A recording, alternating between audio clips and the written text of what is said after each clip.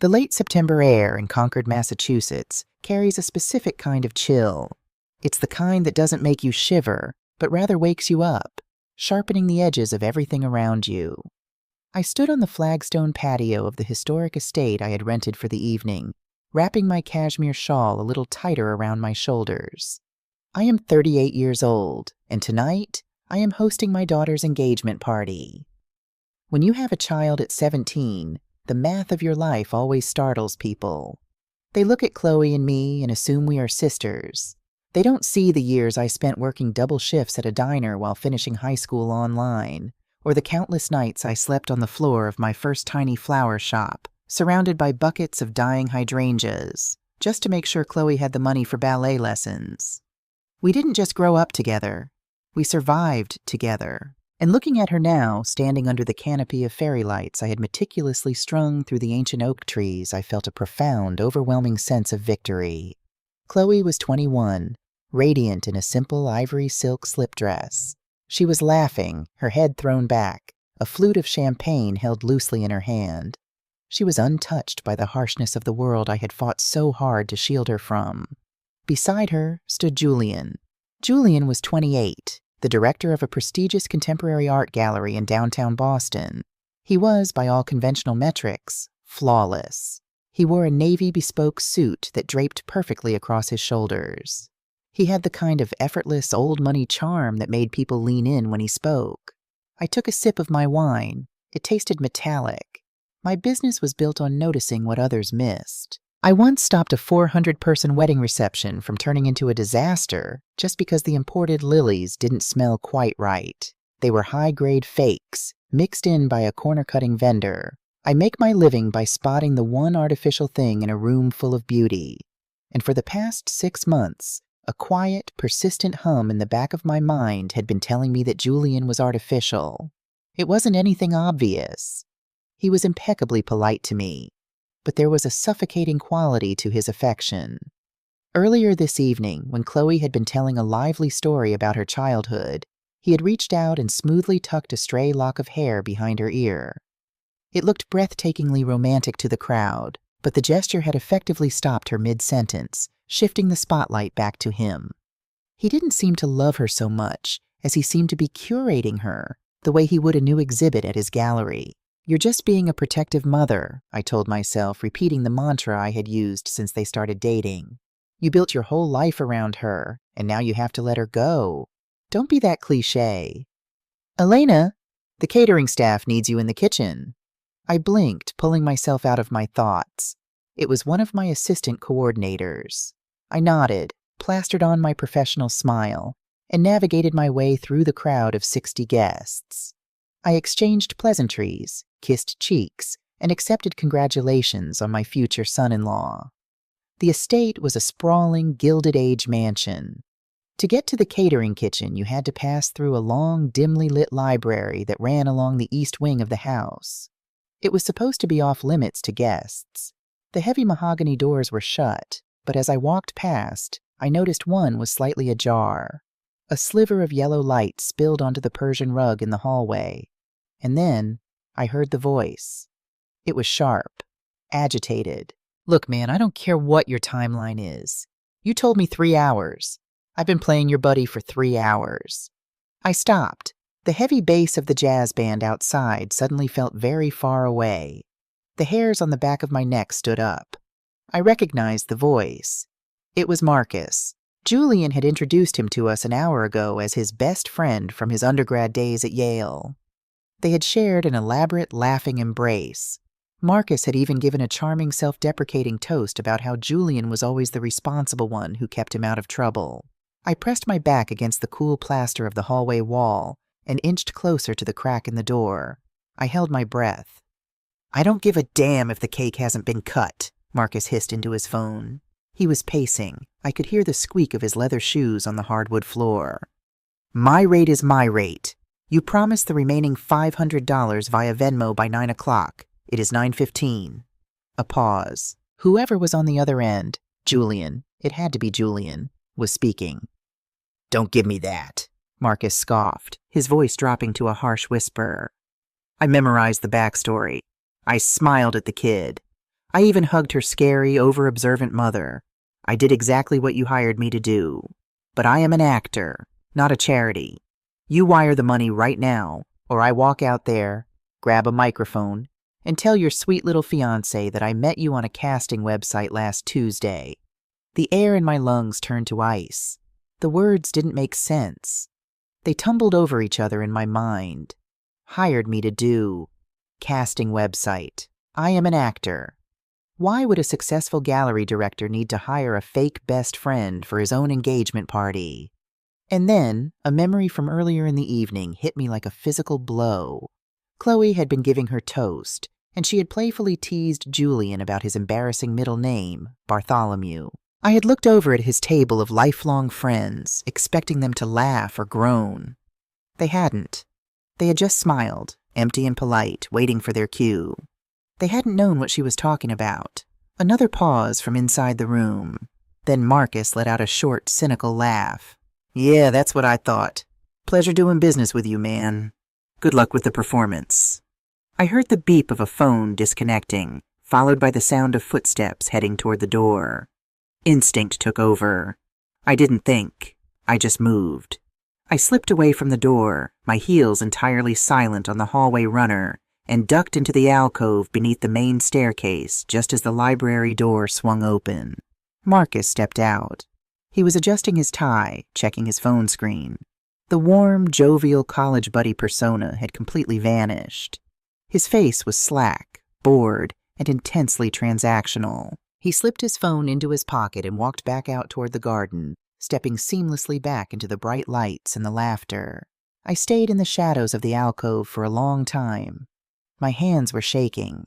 I looked down at them, the hands that had arranged thousands of wedding bouquets, the hands that had braided Chloe's hair, the hands that had built an empire from nothing. They were trembling uncontrollably. A normal person might have marched out there, stopped the music, and demanded answers. A normal person might have pulled their daughter aside and caused a scene. But I am not a normal person. I am a mother who has spent her entire life scanning the horizon for threats to her child. And right now, the threat wasn't on the horizon.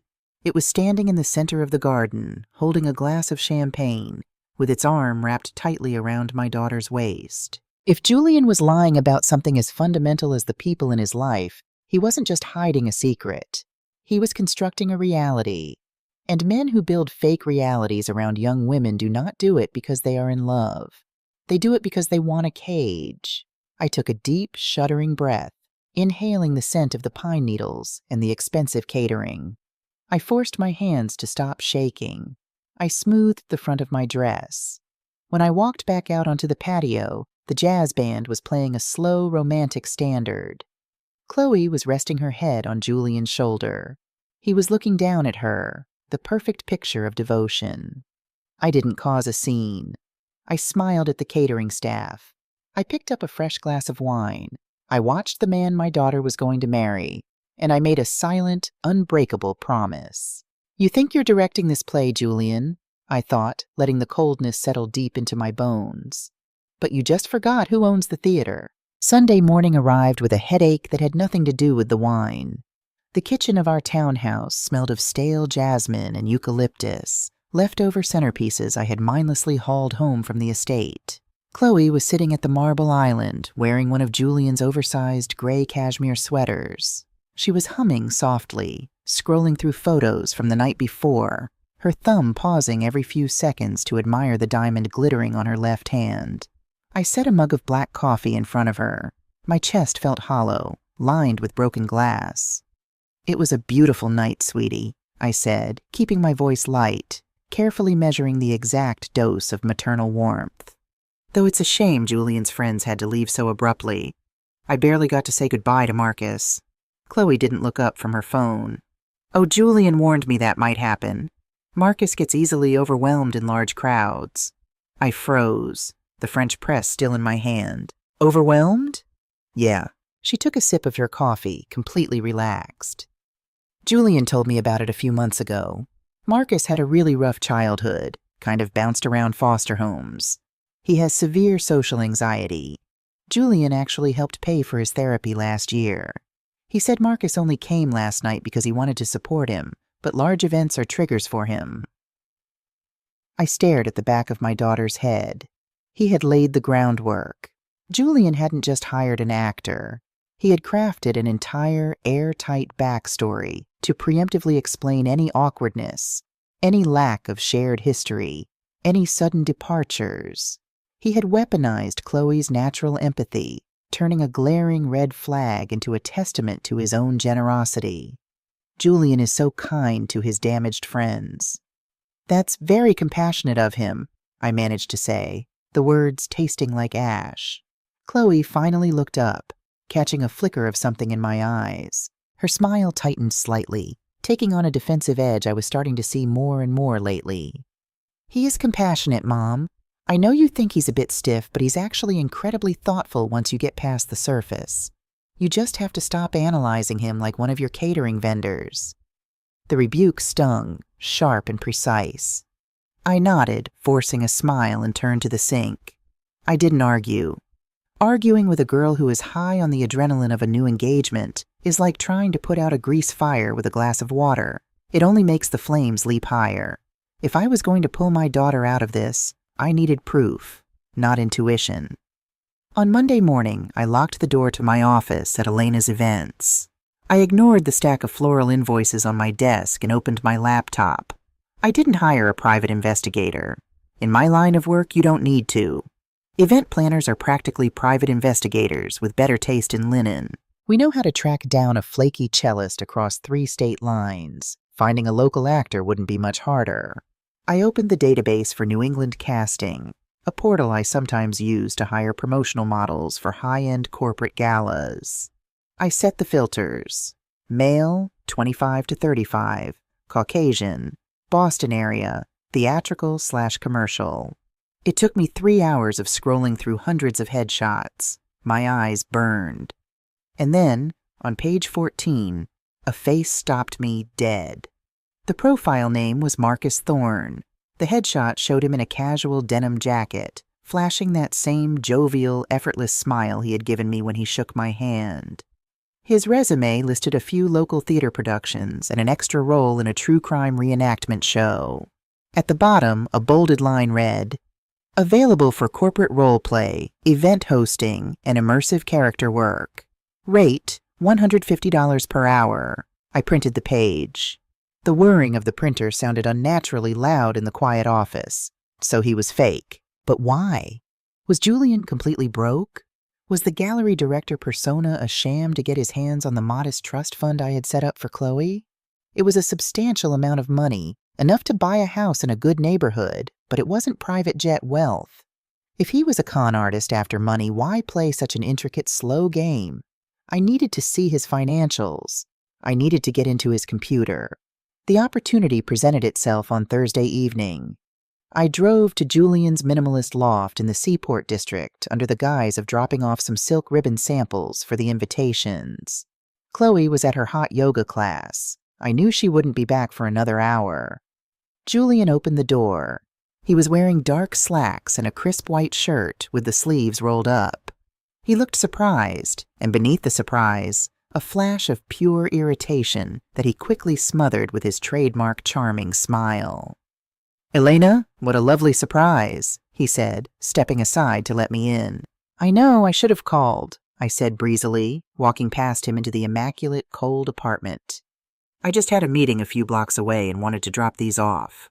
I'm actually just finishing up a grant proposal for the gallery," he said, gesturing to the kitchen island where his sleek silver MacBook sat open, the screen brightly lit. "I'll be out of your hair in 2 minutes," I promised. "Could I just trouble you for a glass of water? Traffic on the I-93 was brutal." "Of course." He turned around to get a glass from the cabinet, stepping toward the built-in refrigerator. In that exact moment, his cell phone, resting on the coffee table in the living area, began to buzz loudly. He glanced at the caller ID, his jaw tightening. "I actually have to take this," he muttered. "Excuse me for one moment, Elena." He grabbed the phone and slid the heavy glass door open, stepping out onto the balcony. The thick, soundproof glass slid shut behind him. He was pacing, his back to the room, gesturing aggressively with his free hand. My heart hammered against my ribs like a trapped bird. I had perhaps 60 seconds. I stepped to the kitchen island. I didn't touch the mouse. That would leave fingerprints or move the cursor from where he left it. I just leaned over, my eyes scanning the open screen. He wasn't working on a grant proposal. He had an application open. Notion, a productivity and organizing workspace.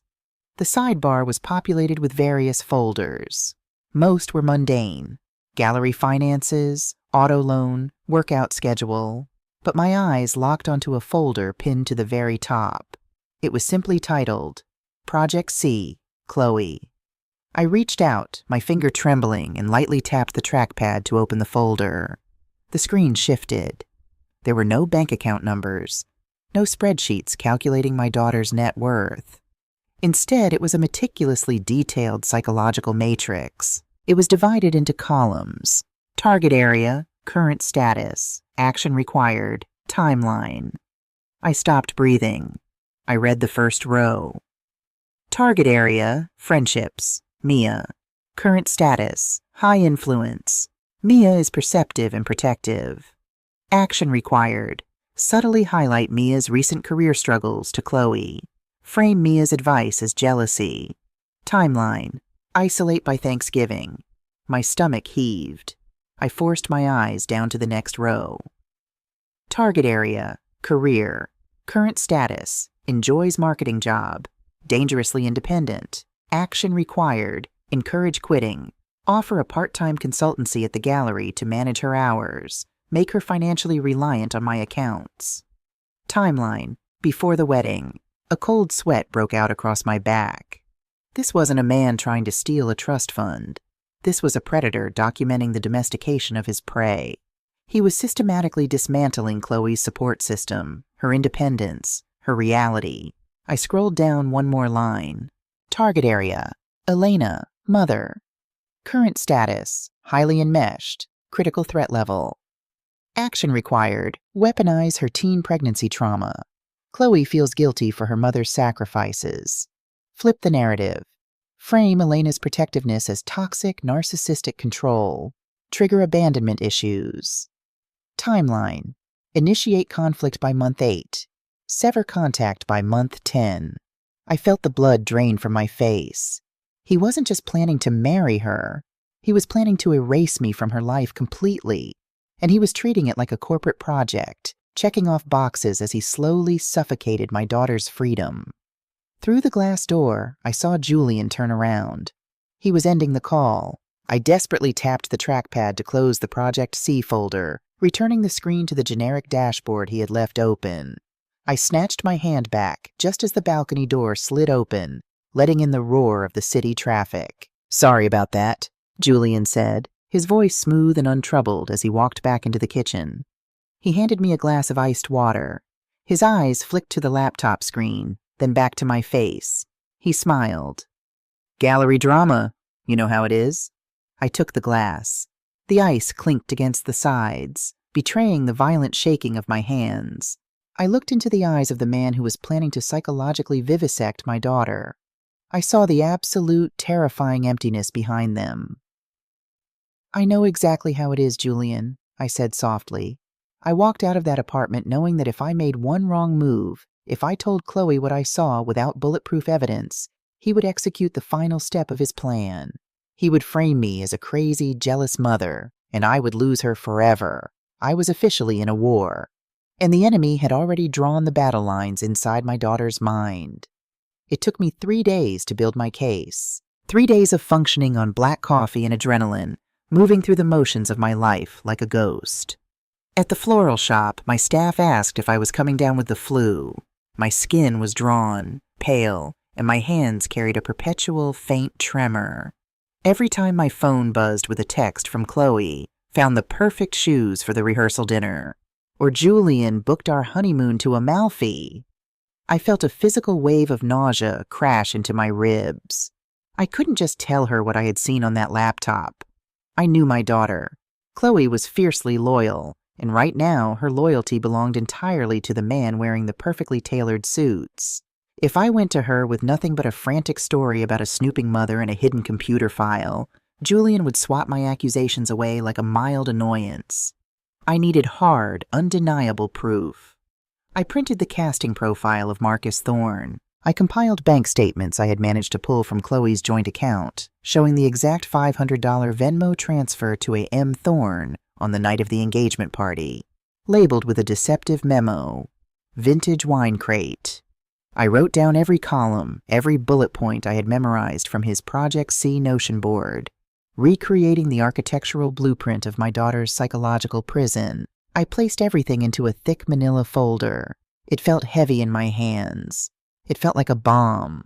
I texted Chloe on Saturday morning. "Honey, can you come over to the house around noon?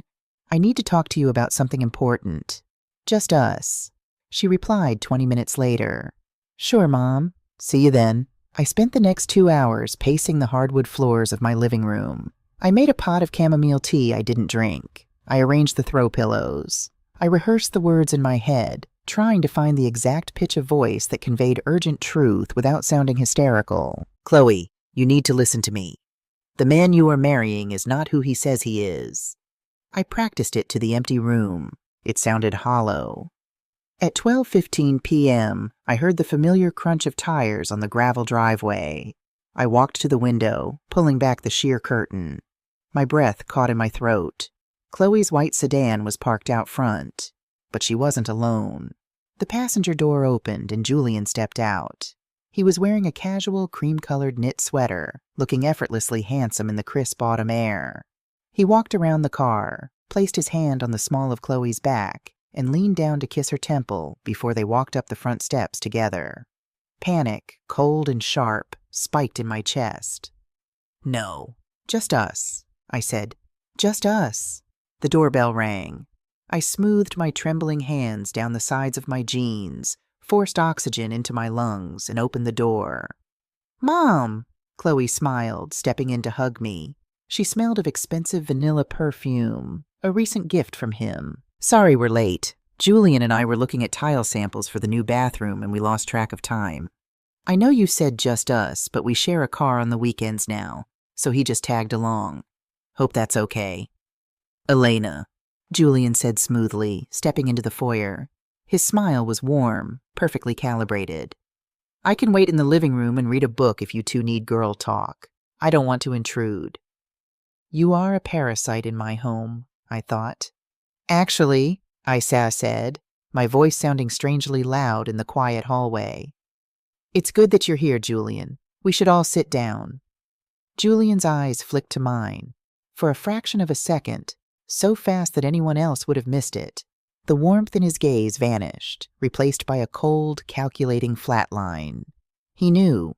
He didn't know exactly what I had, but he knew the war had started.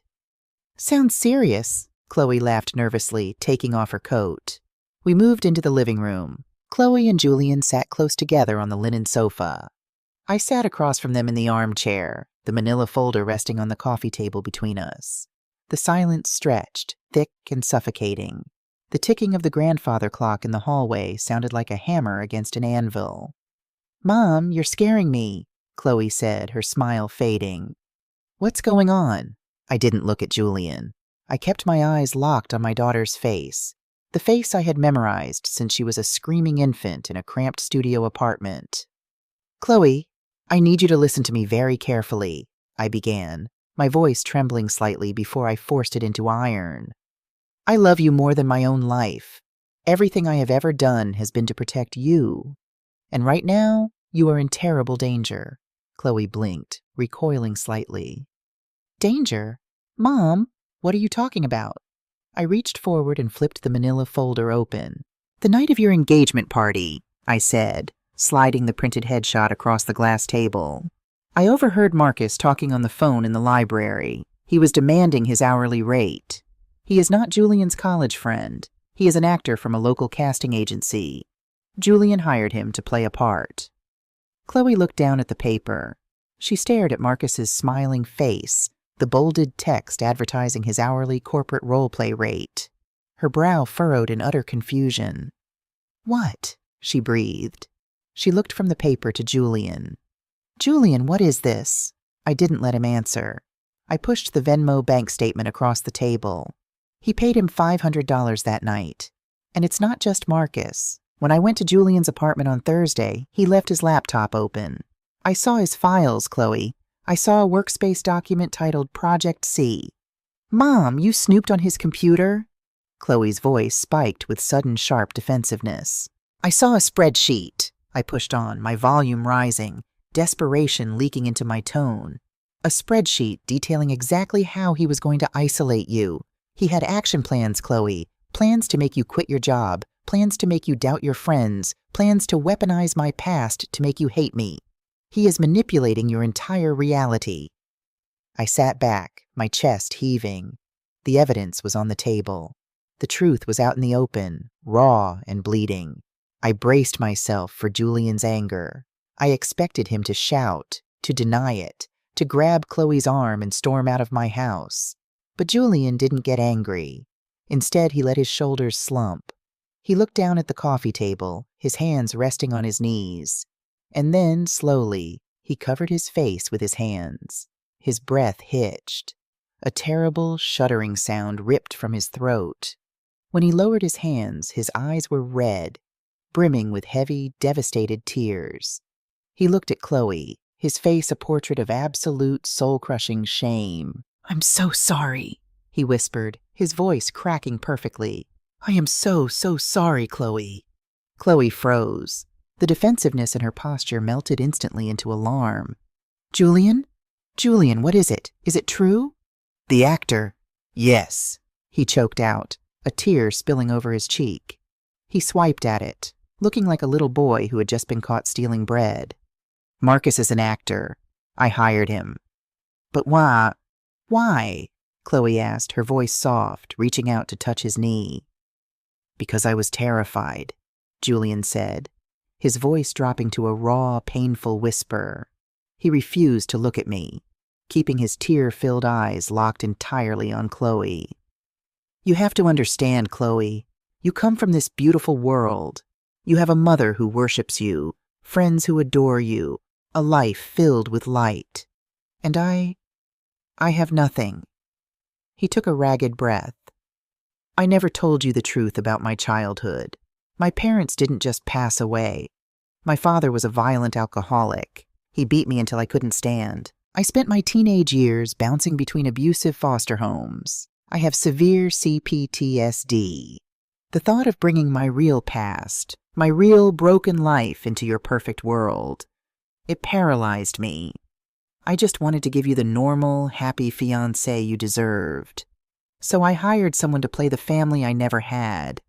I was so ashamed. I am so ashamed." I stared at him, my mouth slightly open. I was watching a masterclass in psychological warfare.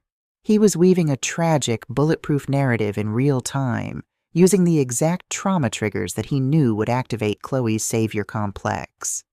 "Oh my God, Julian," Chloe breathed, her eyes filling with tears. She slid closer to him, wrapping her arms around his shoulders. "Why didn't you tell me? I would never judge you for that."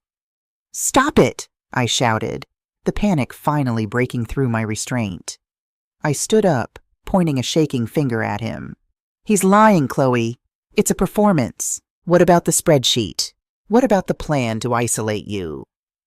Julian buried his face in Chloe's neck, taking a deep, shuddering breath before pulling away.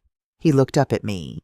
The tears were still in his eyes, but behind them, buried deep in the pupil, was a spark of cold, victorious mockery. "Elena," Julian said softly, his voice thick with sorrow. "I know you struggle with boundaries. I know it's hard for you to let Chloe grow up. But I never, ever thought you would stoop this low." "Stoop low?" I gasped. "I saw the files." Julian reached into the inside pocket of his sweater. He pulled out a folded piece of paper.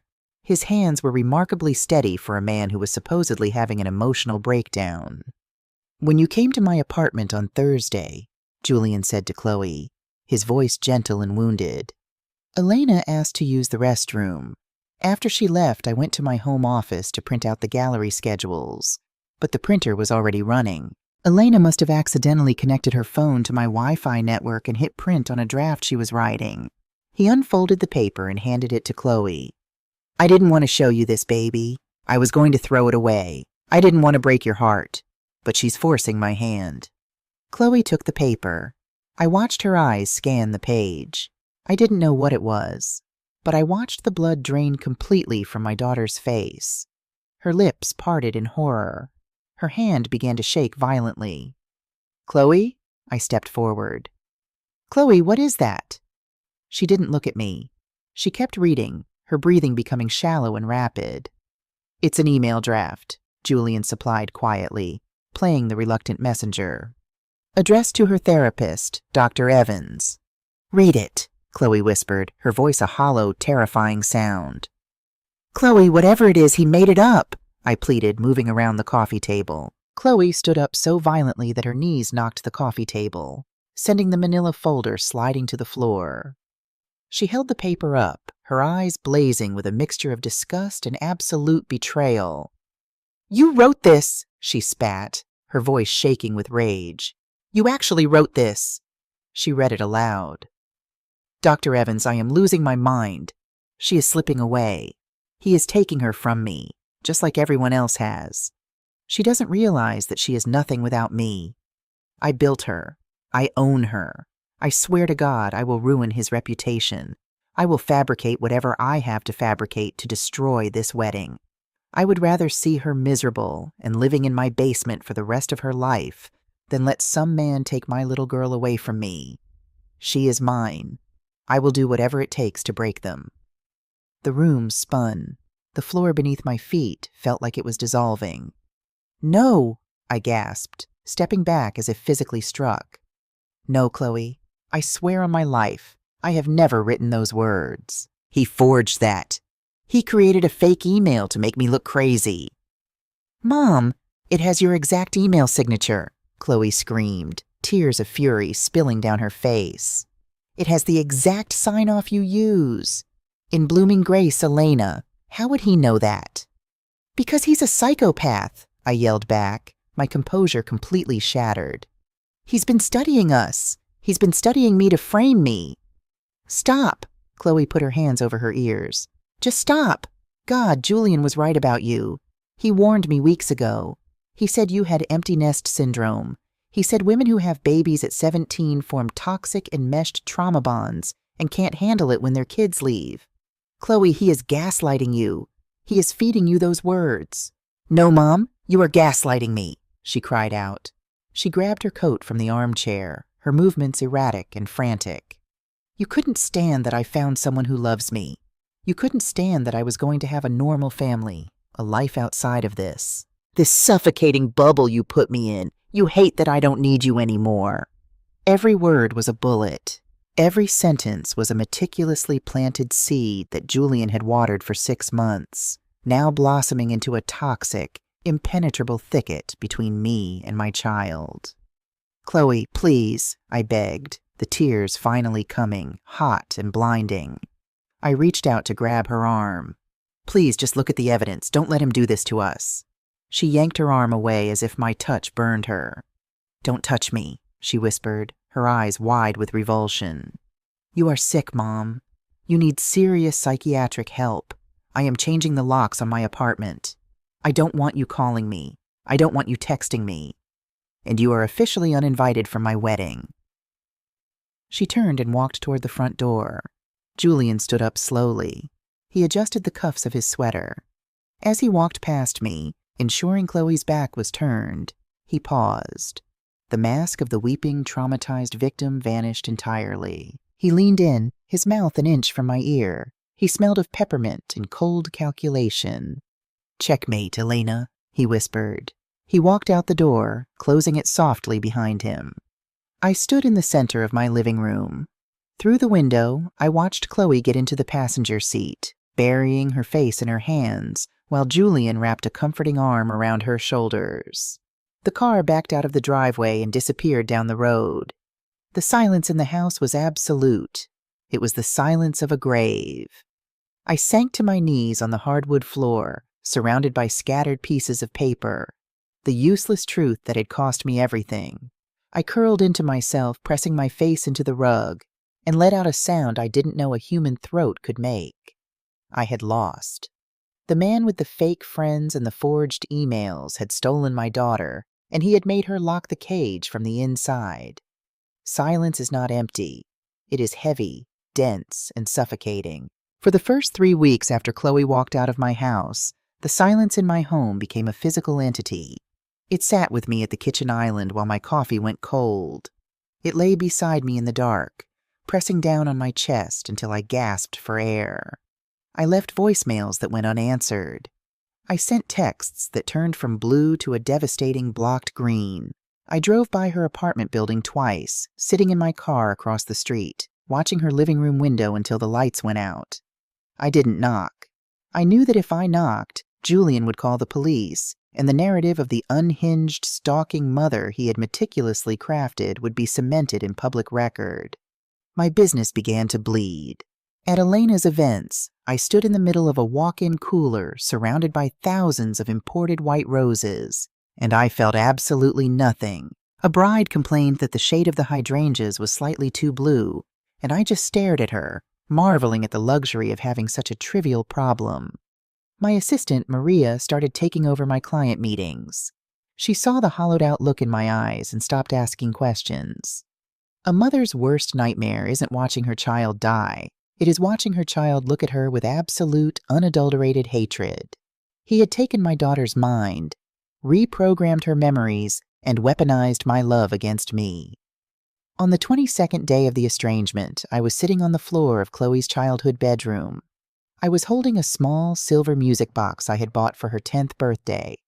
I wound the key, listening to the fragile, tinny melody of Swan Lake.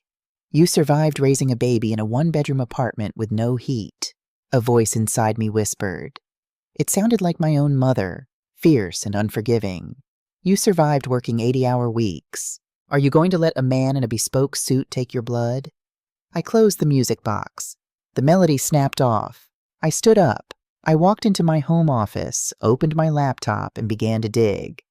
If Julian had lied about his friends, his past, and his trauma, then his entire existence was a fabrication. And fabrications leave paper trails. You just have to know where to look. I didn't search for Julian. I searched for the gaps in his story. He claimed he grew up in foster care in Pennsylvania before moving to Boston for his gallery career. I spent 4 sleepless nights scouring obscure public databases, property records, and old gallery exhibition catalogs. I hired a freelance data scraper on the dark web. A risky move I justified with the clarity of a desperate parent. And then I found the anomaly. 5 years ago, before he arrived in Boston, a man named Julian Vance, not his current last name Hayes, was listed as a co-signer on a commercial lease for an art space in Chicago. The other co-signer was a woman named Sarah Miller. Sarah.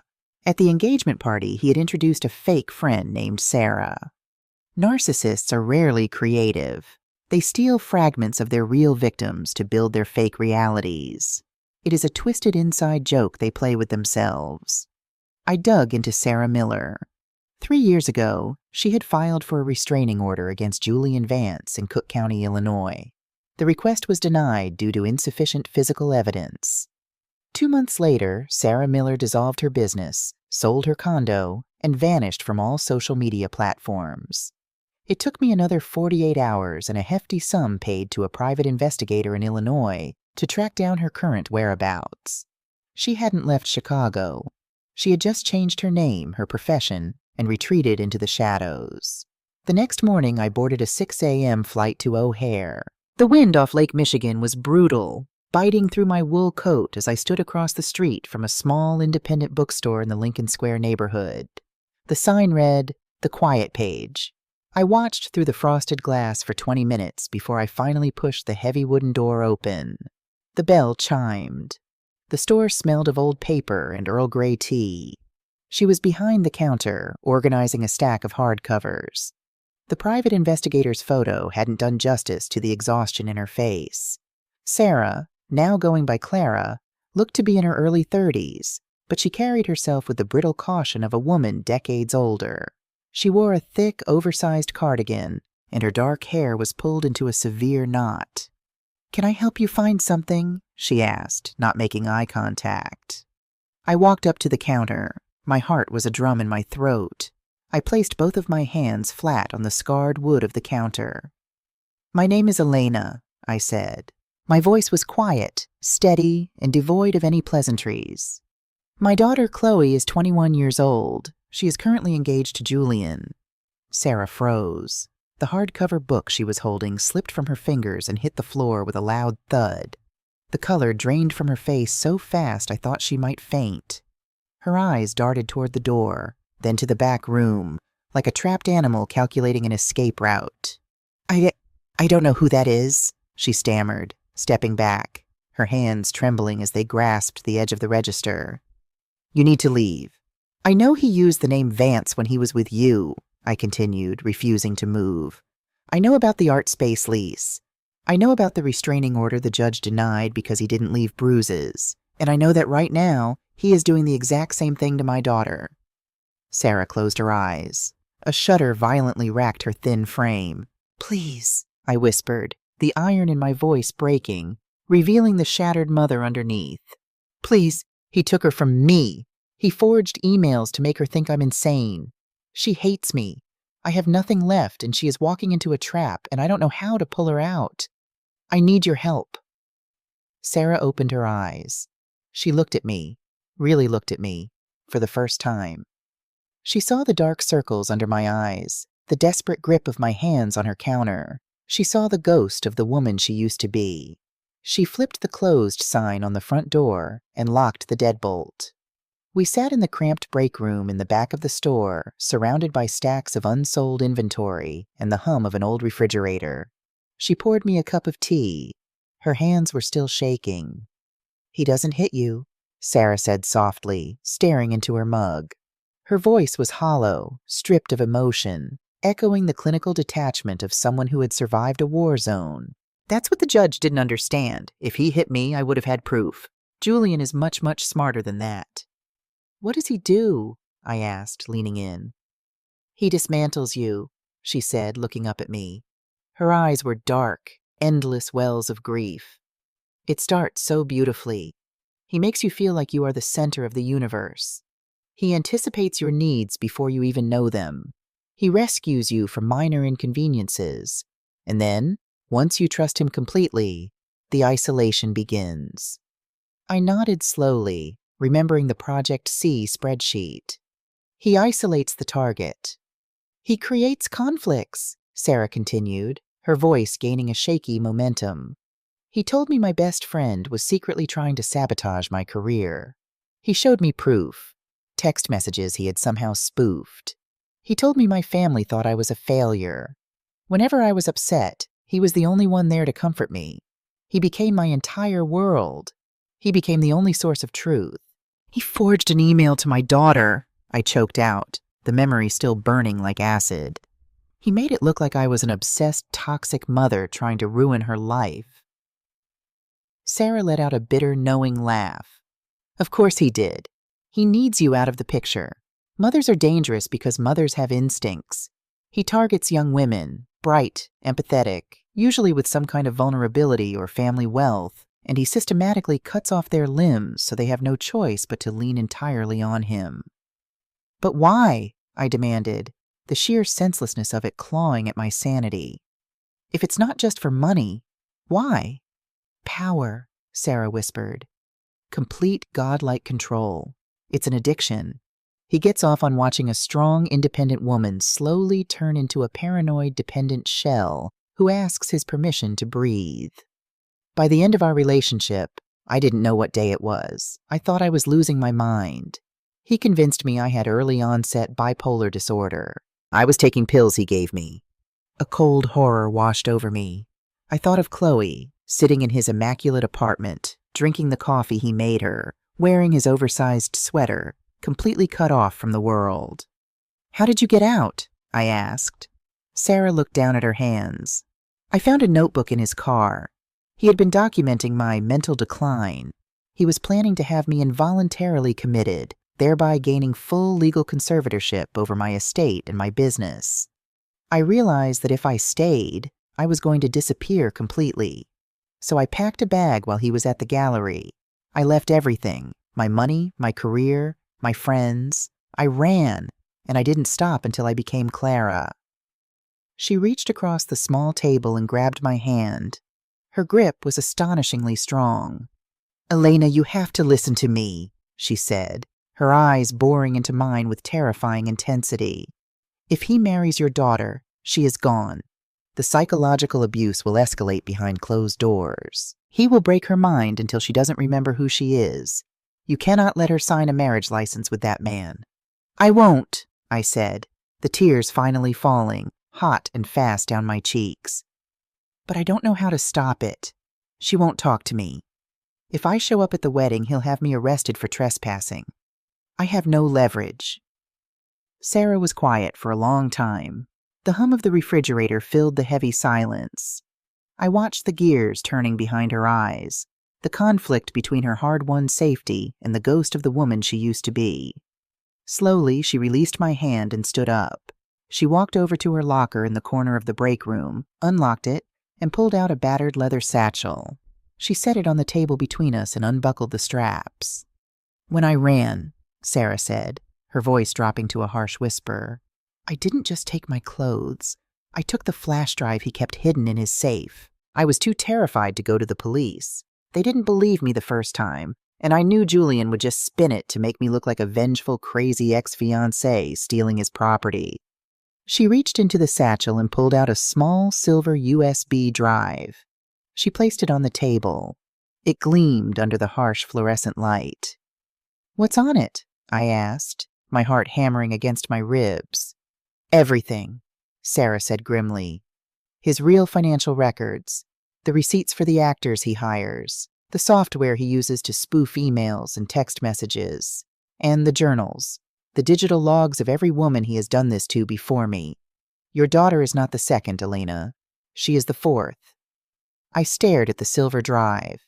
It was the holy grail. It was the key to unlocking my daughter's cage. "Why are you giving this to me now?" I asked, looking up at her. Sarah's eyes filled with tears, but she didn't let them fall. She stood tall, her shoulders squared, shedding the persona of the frightened bookstore clerk. For a brief moment, I saw the fierce, successful woman she had been before Julian Vance destroyed her. "Because for 3 years I have lived in terror, looking over my shoulder every time a bell chimes in this store," Sarah said. "I let him win because I wanted to survive. But I'm tired of hiding. And no mother should have to watch her daughter be buried alive." She pushed the drive across the table. "Take it, Elena," she said. "Take it and go burn his goddamn theater to the ground." The hotel room in downtown Chicago smelled of industrial bleach and stale air conditioning. It was 2 a.m.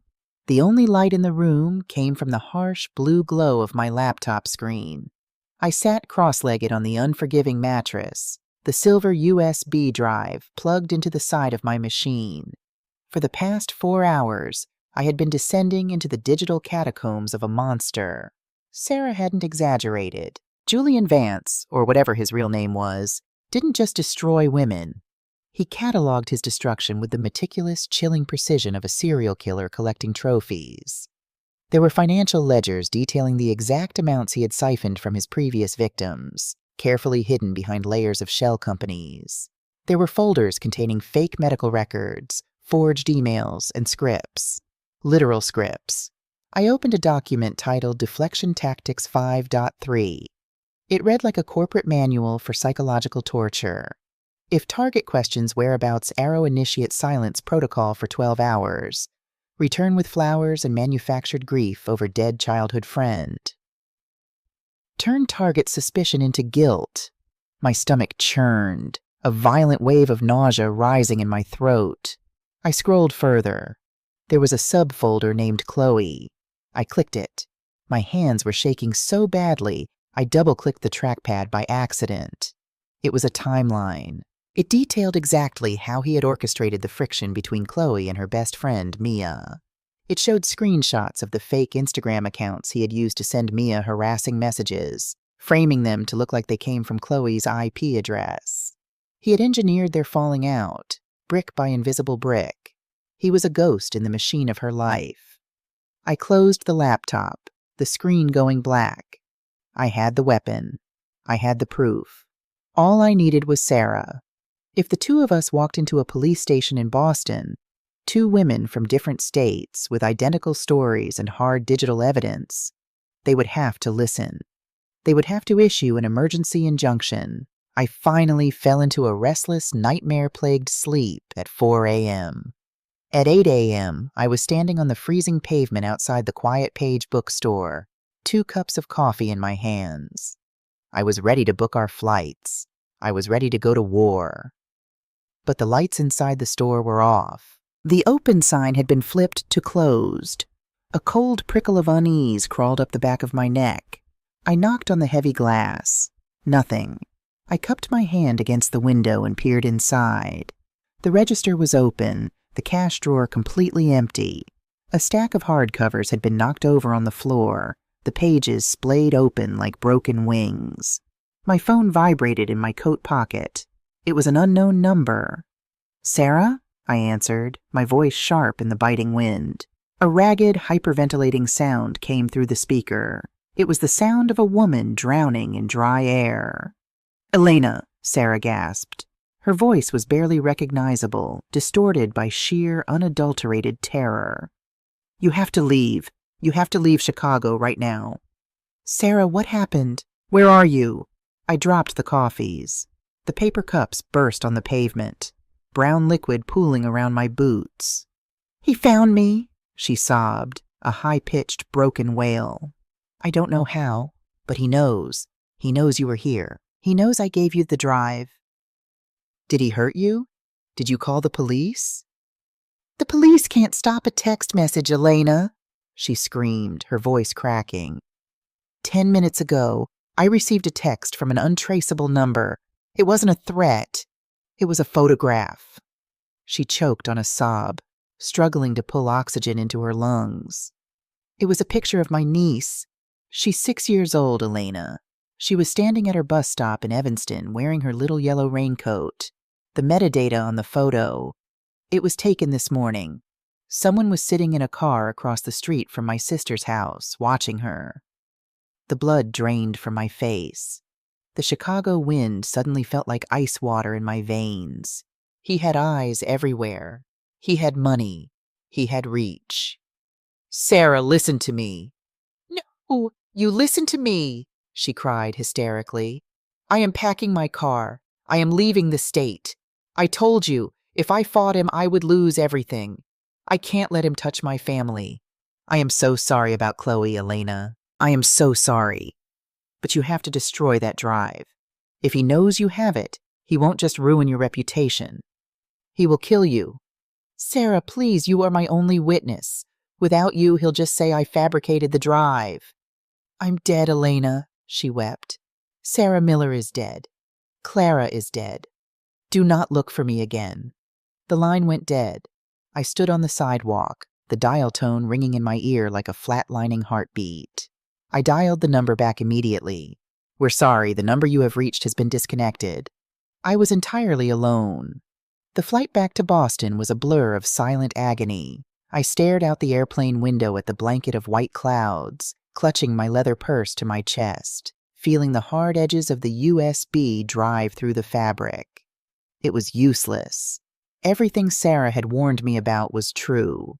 If I took this drive to the Boston PD Cybercrimes Unit right now, it would sit in an evidence locker for 3 weeks waiting to be authenticated. Julian would be notified of the investigation. He would simply take Chloe, drain her accounts, and vanish to a non-extradition country before a detective even opened the first folder. And if I showed it to Chloe, she wouldn't believe it. Julian had already successfully branded me as a tech-savvy psychopath who forged emails to ruin her life. If I handed her a USB drive, he would just look at her with those sad, traumatized eyes and say, "Look how sick your mother is, baby. Look at the lengths she will go to." I arrived back at my empty house at 8 p.m. I didn't turn on the lights. I sat in the dark at my kitchen island, staring at the digital clock on the oven.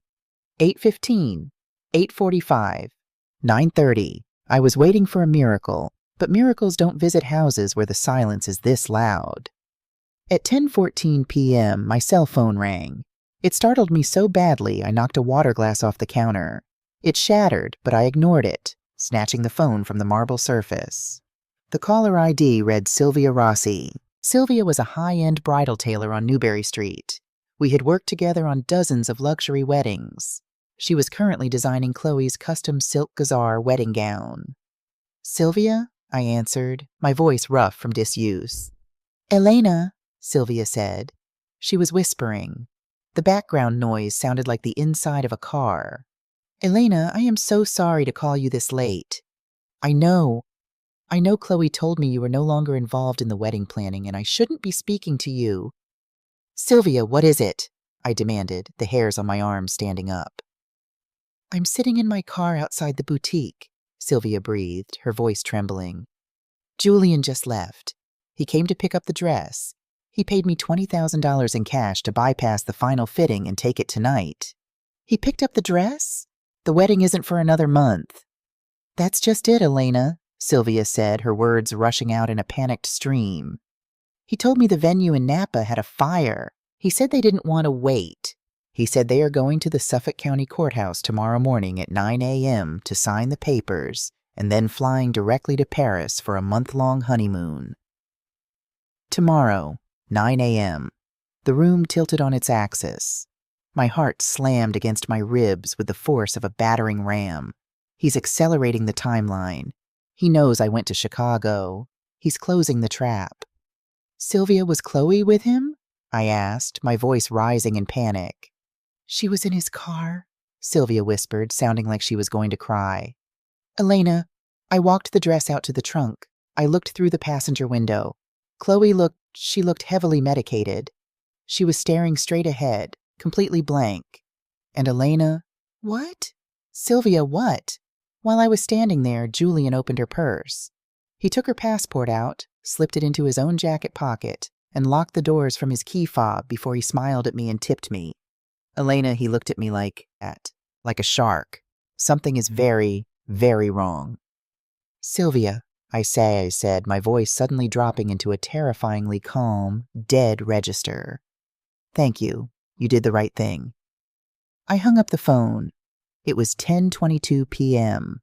I had exactly 10 hours and 38 minutes before my daughter signed away her legal rights, her finances, and her freedom to a sociopath. If they got on that plane to Paris, I would never see her again. He would consume her entirely. I looked at the shattered glass on the kitchen floor.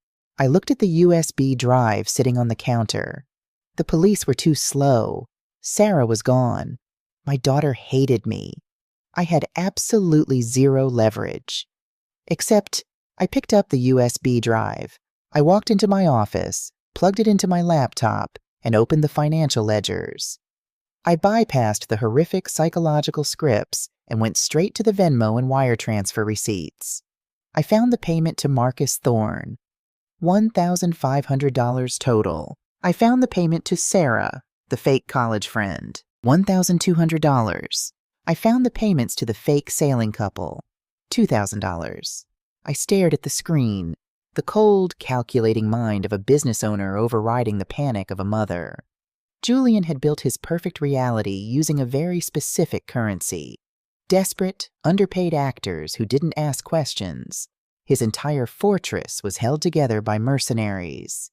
And if there is one thing a woman who built $1 million event planning empire from scratch knows how to do, it is how to outbid the competition. I opened a new tab. I logged into my corporate banking portal. Elena's Events, LLC. Available balance, $142,560. It was the operational capital for the next 6 months. It was payroll. It was vendor deposits. It was my life's work. I didn't even blink.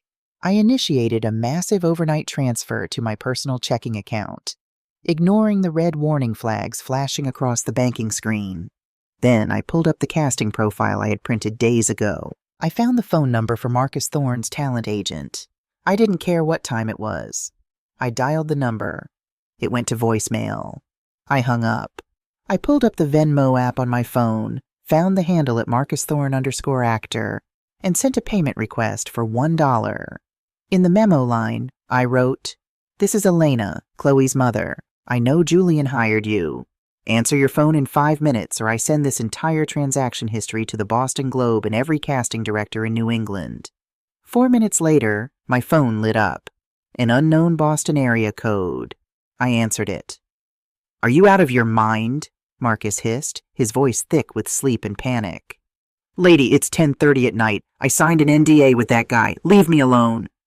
"Marcus," I said, my voice as cold and sharp as a scalpel, "Julian paid you $1,500 to lie to my daughter. I don't know what you're talking about." "I have the receipts, Marcus. I have the drive. I have everything." I cut him off smoothly. "I am not calling to threaten you. I am calling to hire you." Silence hung on the line. I could hear his rapid breathing. "What?" he finally whispered. "I am currently looking at my bank account," I said, pulling up my balance on the screen. "I have over $100,000 in liquid cash. Julian bought your loyalty for $1,500. I am offering you $20,000. I heard him choke on his own saliva. "To 20,000? $20,000, I repeated, enunciating every syllable. "Tax-free, cashier's check handed directly to you tomorrow morning, but you have to do exactly what I say, and you have to bring the others, the fake Sarah, the fake sailing couple. I will pay every single one of them $20,000. "Lady, you're crazy. He's going to kill us. The guy is a psycho." "He's a psycho with a maxed-out credit limit," I countered ruthlessly. "I am a mother with nothing to lose. I promise you, Marcus, I am vastly more dangerous than he is right now. Do you want the money or not?"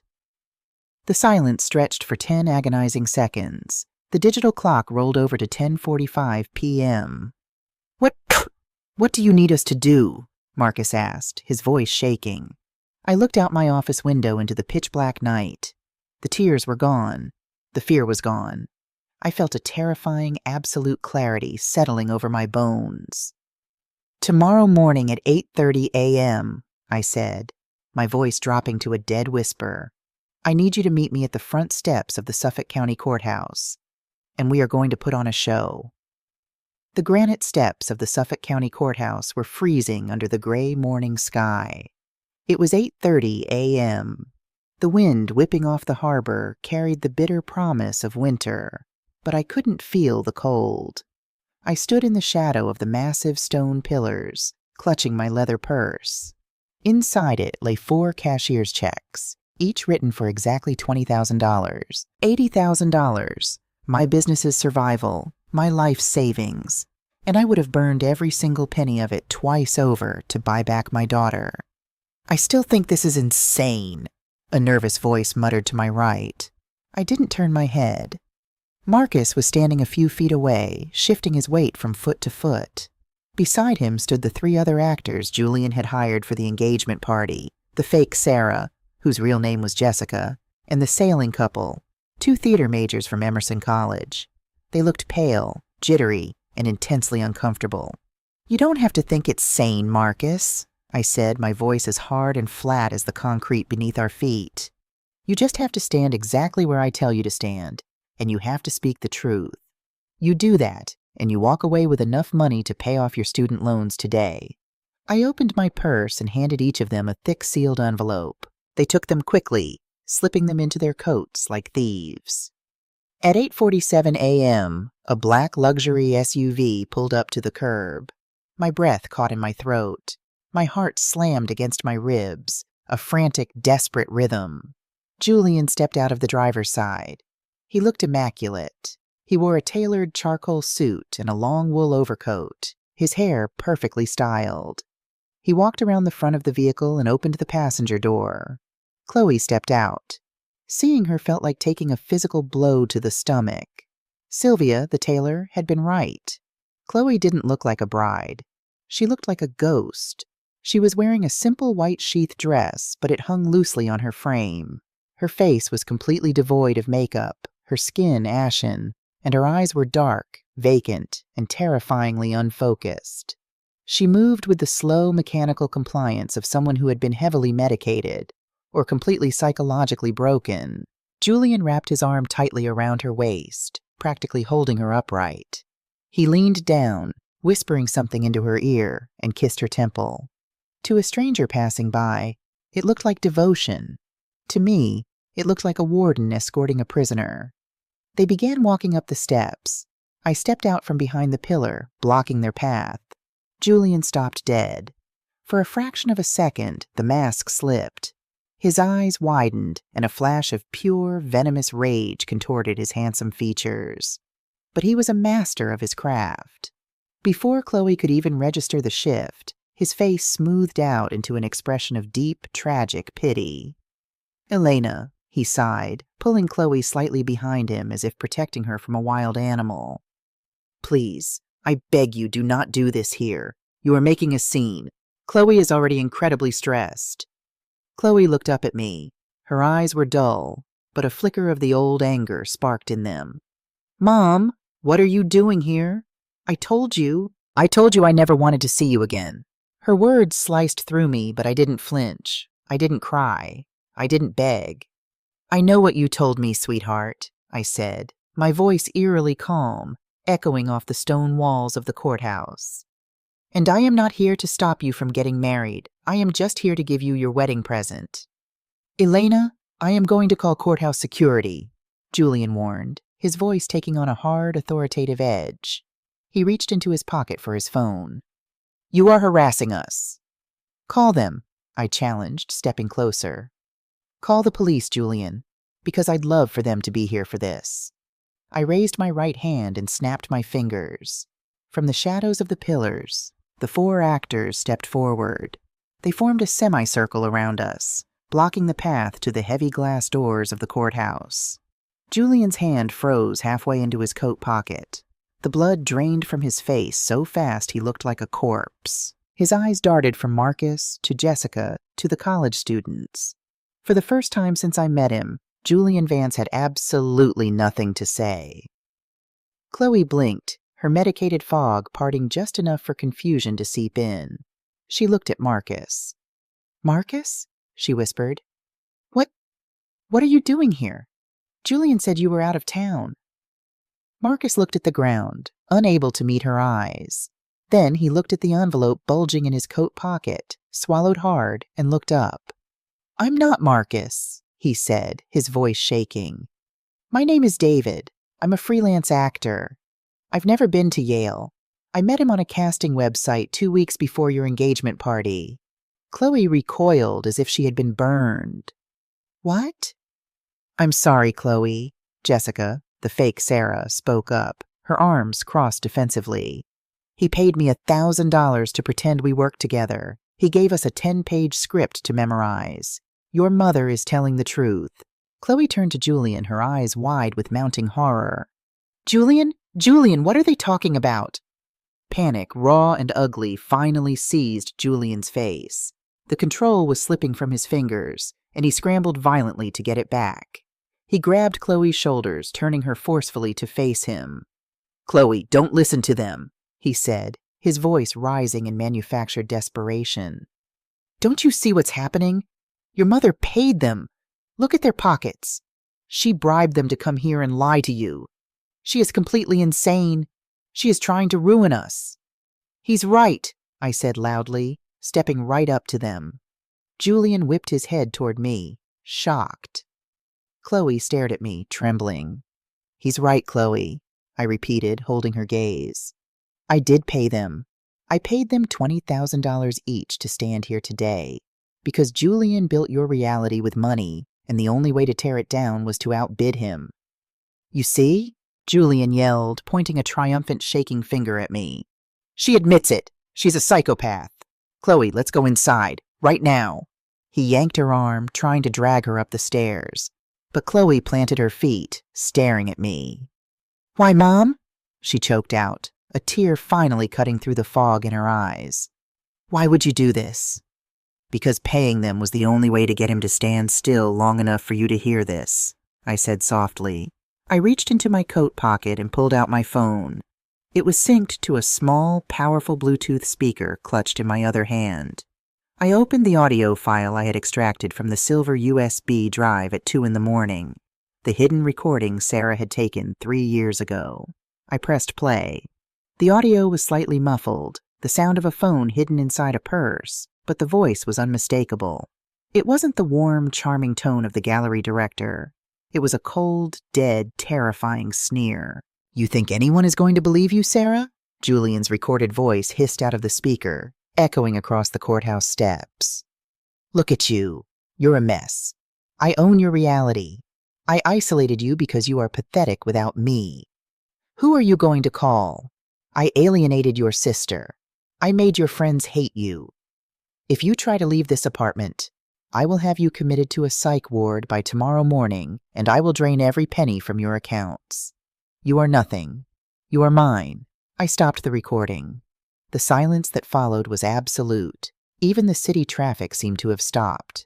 Chloe stood frozen. She wasn't looking at me. She was looking at Julian's hand, which was still gripping her arm. Julian's mouth opened, but no words came out. He looked at the actors, he looked at me, and then he looked at the woman he thought he had completely broken.